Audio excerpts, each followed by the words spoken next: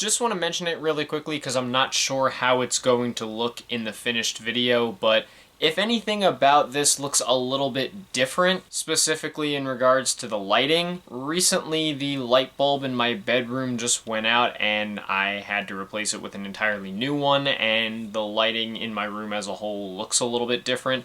I'm not sure how much different it's going to look on camera, but I just wanted to let you guys know that so it didn't seem awkward if it does look super different. Obviously, if there's anything that looks off that you guys think I could fix, I'd be happy to hear any constructive critiques or anything that I can do to improve the presentation. Also, I want to say sorry I didn't get this video out sooner. I had the script, or rather notes that I have written about it, written out for a while, but some things came up in my personal life that I had to deal with, a couple things that I was really busy with and all that stuff, so life obviously comes first. But now I'm here. Hopefully it's not too late to talk about this thing, and honestly with this series I've always kind of said that I don't think it's ever too late to talk about something as long as I want to talk about it, hence why the series is titled the way it is. So with that in mind, welcome to another episode of the series that I call I Want to Talk About. Exactly as it says on the tin, this is a series where I take a topic that could literally be anything. It could be about life, it could be about art, media, culture, mental health, whatever I feel like I want to talk about. I just take a topic, I sit on camera, and I blabber about it for a while. And I wanted to talk about this recently because it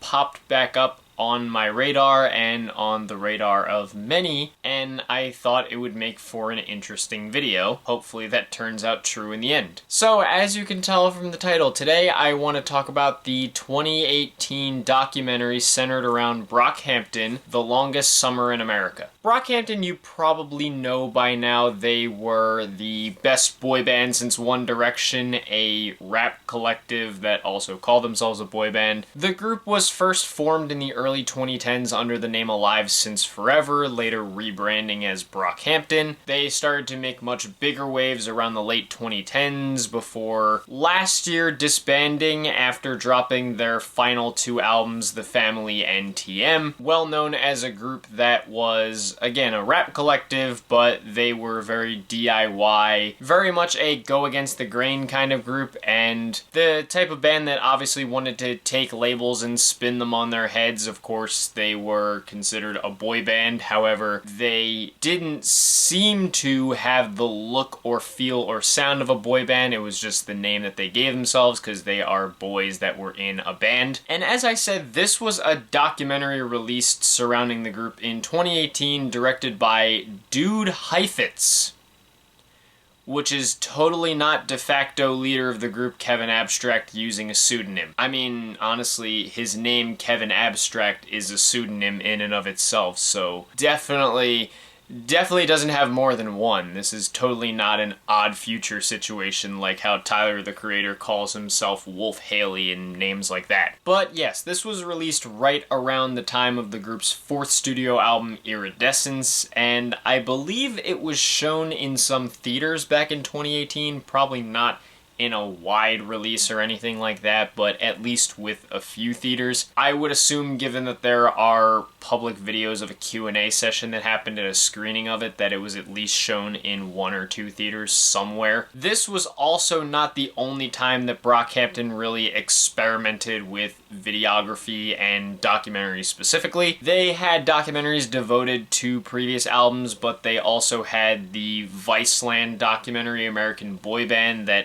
came out right around the beginning of the Saturation trilogy that helped them blow up in popularity. There was also the Keeping the Band mockumentary that was released in 2019 around the release of their fifth album, Ginger, which was a total fever dream. I very much missed this documentary. I wish it was still easily viewable online, but c'est la vie with the group. And I think it's worth mentioning that you can't watch the Keeping the Band mockumentary anymore, and that it's not really easily available online, because this documentary right here, The Longest Summer in America, was initially deemed to be kind of lost. It was one of those things that really wasn't easily viewable online. Far as I'm aware, it wasn't really redistributed after that initial showing that it had. And I suppose it's not unlike the group to have some media that can be deemed lost, given that things like the technical difficulties compilation of tracks that was released in 2020, some of the group's performances on Jimmy Fallon, like of Sugar, for example, and other such projects and things they've been involved with have been seemingly lost and are pretty hard to find unless you do some serious digging. And I want to believe that The Longest Summer in America was one of the biggest pieces of lost media for the group,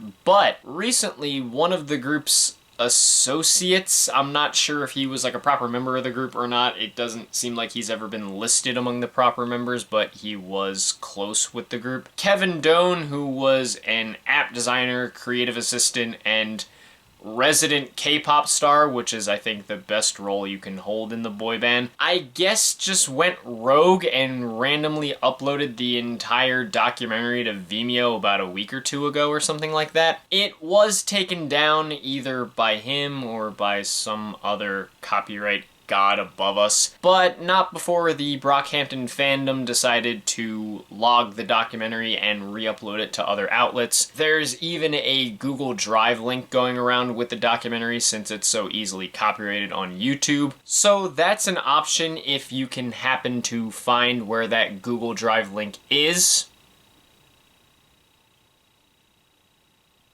Could be anywhere. And once I saw that it was up, I was interested in checking it out myself, because while I am a huge fan of Brockhampton now, and I've been listening to their music for a couple of years now, I didn't really become a super fan of the group until Ginger, because that album is maybe my favorite album, and it's a record that has a deep personal impact on me. And while I have been enjoying the group's music since the Saturation trilogy, I didn't really get to fully fall in love with it and appreciate it until after I listened to Ginger. So because of that, I missed out on this documentary when it was making the rounds and being talked about, so I wanted to check it out myself, and I really enjoyed it. This is going to be a spoiler review. I know that's weird to say because it's a documentary based on real events, but just bear that in mind. I'm going to be talking rather deeply about what goes on in this documentary. It's not going to be a super abridged version. I'm going to try to get into a decent amount of the details, so just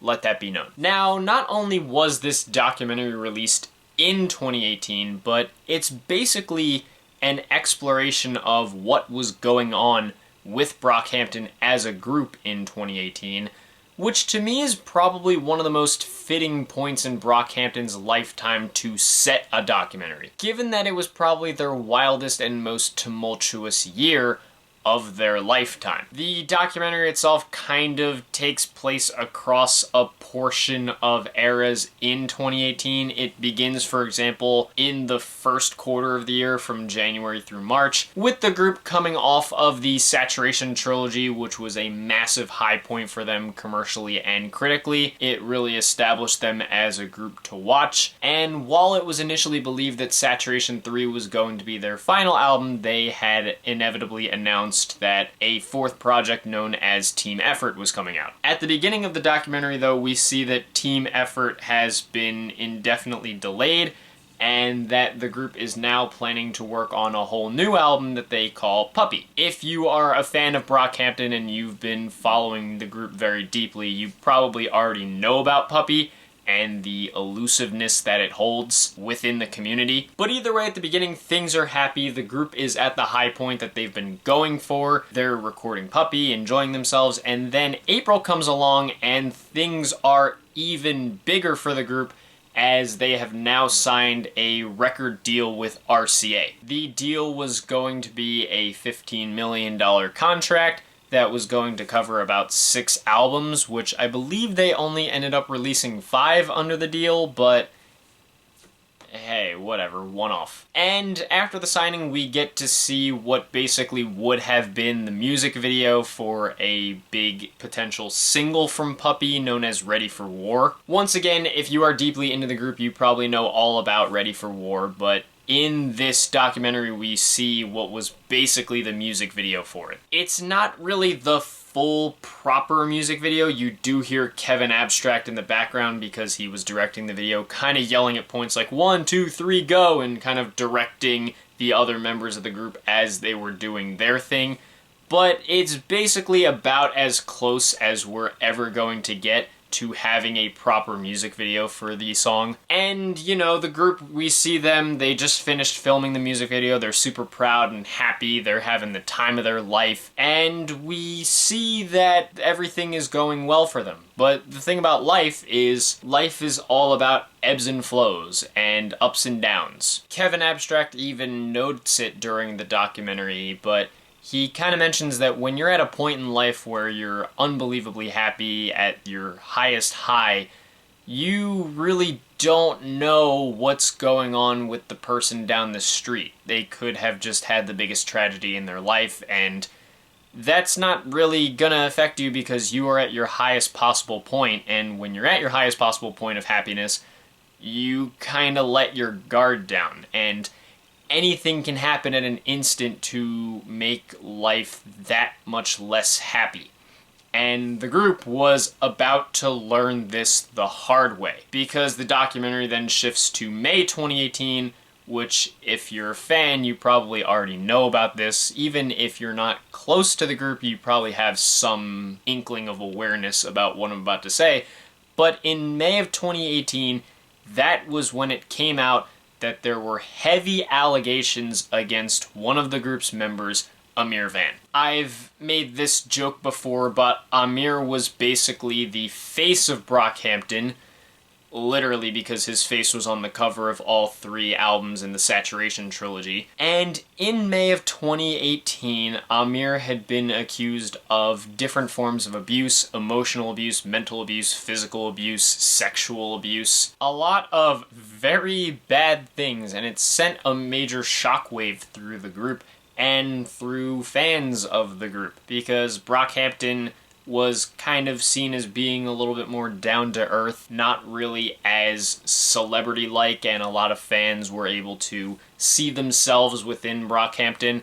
And now, this member who, like I said, was basically the face of the group to some extent, one of the first things that you might think of when you see Brockhampton, it suddenly comes out that they may or may not have been a good person. And if you're a fan of Brockhampton, obviously the Ameer allegations are probably one of the touchiest things that can be discussed within the group's lifetime, because the allegations and subsequent fallout from them were pretty much one of the biggest sticking points within the fan base for the longest time. Was it enough to have him kicked out? Had he forgiven himself, and had the world forgiven him enough that he could have stayed around? Had he grown and learned enough as a person? Is the post-Ameer music good enough? Is it not good enough? Did they lose their edge without him?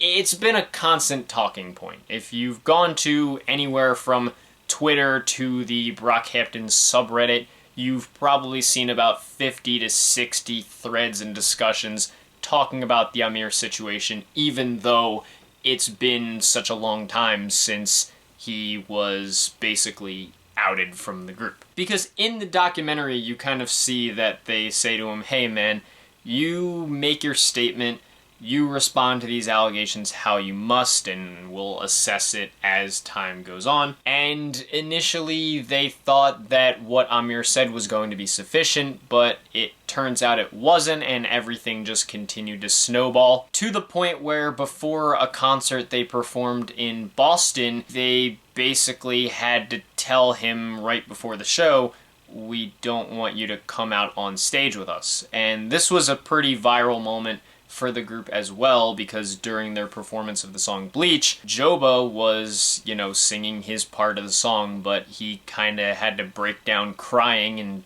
Don McLennan had to console him the whole time, in one of the darkest and most emotional and complex moments that we've probably gotten to see from them outside of the music itself. The group eventually kind of came to realize that Ameer had lied to them about many other things, which, even beyond the allegations, there was the whole thing about Don McLennan mentioning that Ameer had set up a friend of his to be robbed and didn't have the heart to tell the group until he was leaving in 2018. This was a wild time to be following Brockhampton, to be into the group, to be a fan of the group, obviously for the members within the group, and you can see in the documentary just how much it affects them, because the way that they talk about Ameer after him leaving is kind of heartbreaking. Joba at one point talks about it, and he just looks absolutely lost in terms of trying to make some sense of it, while Romil Hemnani, one of the group's producers, and Robert Anteniet, also known as Roberto, who many of you may remember from many of the Saturation era skits, both talked about how once Ameer left, it was looking like the group was going to break up, and they both kind of broke down emotionally and even started crying as they were talking about it. You can kind of see the complexity of it with these two, where they were both kind of struggling to make sense of this situation. They didn't want to get rid of him because he was a friend, but it kind of felt like this was going to be a bad thing if they kept him around.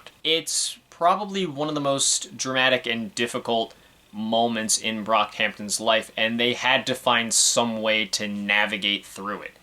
I kind of remember following it back in 2018 because I think of this as something that I still kind of regret, but when I first listened to Brockhampton in 2018 and reviewed the group after a lot of my friends in my personal life were recommending their albums to me, it so happened that I listened to and reviewed the Saturation trilogy while the Ameer allegations were pretty fresh, and I think it was only a couple days after I posted my review of Saturation 3 on my blog that the group had officially announced that Ameer was leaving the group. It's still something I kind of regret, because while I do love the music and I love the Saturation trilogy, I kind of regret that I didn't read the room a little bit better and look into this thing as it was happening, so I do apologize for that. But yeah, if you had any inkling of knowledge of what and who Brockhampton was at the time, you probably heard about what happened with Ameer, and it was a huge thing.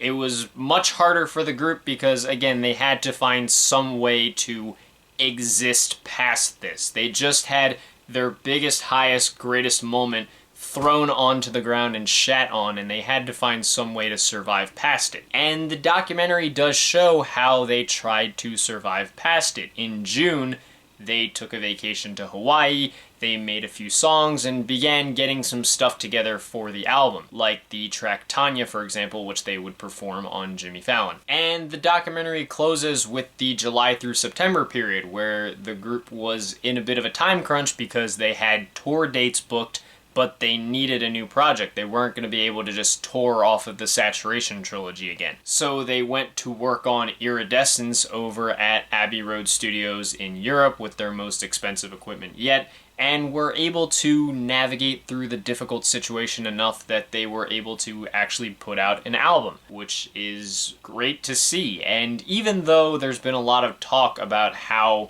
Ameer's departure would affect the group in the future and would affect their chemistry and all that stuff, I think they deserve a lot of commendation for actually being able to work through something that is going to be difficult to work through in the public eye and manage to actually continue to creatively exist and do what they can with the situation thrown at them. It's a perfect example of how they basically took lemons and made lemonade out of them. Because at the end of the day, it's hard to lose a friend.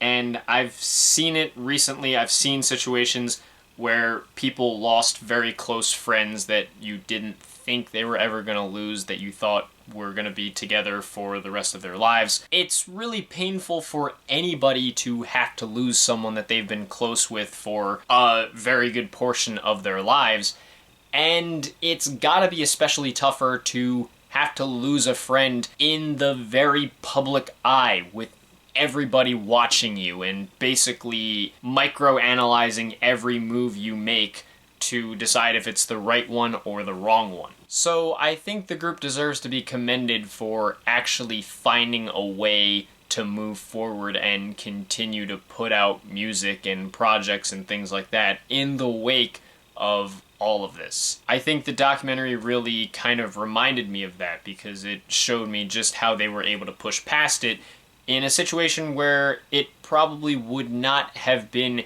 invalid if the group just kind of laid down to lick their wounds and decided maybe we shouldn't keep going. I think the documentary cinematography-wise also looks great. I personally am just a lover of the black and white aesthetic in general, so seeing this documentary pretty much entirely in black and white was right up my alley. And it does feel very professionally made. For a group that is well known for making a lot of DIY type videos that feel kind of home video-esque, this felt very professionally made, and I mean that in a good way. I can see why this would have been put in theaters back at the time of its release, because it feels very theatrical and cinematic in that sense. And again, I think the documentary does a really good job at making you feel for the boys. Again, we see these moments of guys like Romil and Roberto breaking down into tears, and that felt real to me because, again, I feel like losing a friend is something that a lot of people can find relatable. And again, I've seen it a lot in my personal life recently, but losing a friend is really hard. It's especially hard when you have the world watching you. And I think this documentary, it very well could have easily just been a here's how we made Iridescence kind of thing. But I think it's interesting how it sets up not just how Iridescence was made, but how we got to Iridescence and how the group had to push forward and get through this difficult time to actually make a project like that and have it turn out as solid as it did. So overall, if I had to give a final thought, I think this is a fantastic documentary, even if it can be pretty tough to watch. Again, Brockhampton is someone that we kind of know of for being super hype and excited all the time. You can already think of these really energetic songs that they have, like Boogie and Star, that are well known for their high energy excitement. So it's pretty hard to watch them kind of break down a little bit in this documentary, but I think that it's important that we get to see these moments. I think it shows a lot of the humanity behind the group, and I appreciate that they were able to recount what was one of their most difficult periods and turn it into something amazing with this documentary and with Iridescence as an album, which is a record that I also love. Throughout the life of Brockhampton, I felt like these boys were supremely good at turning pain into production and using their art forms to figure out these problems and kind of find a way to achieve that level of catharsis. And I think this documentary is a perfect example of that because this was easily one of their most painful times as a group, and that pain is palpable throughout the documentary.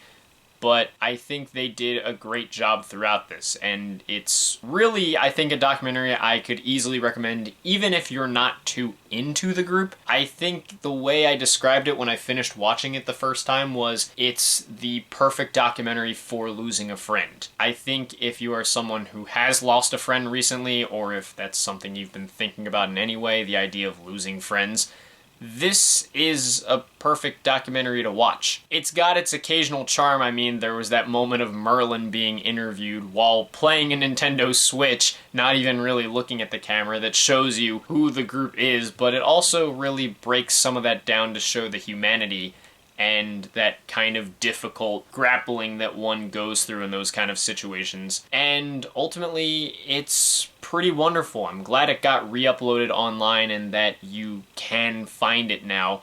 And I would love to see other things that the group has done that were seemingly lost resurfaced. Like, again, that Keeping the Band documentary. As much of a fever dream as it was, I would love to see it come back. I almost don't even want to give the documentary a rating necessarily, just because I feel less like I'm rating a documentary and more like I'm rating a period of the group's life. But I guess if I had to give it a rating, as far as the quality, it's definitely an excellent.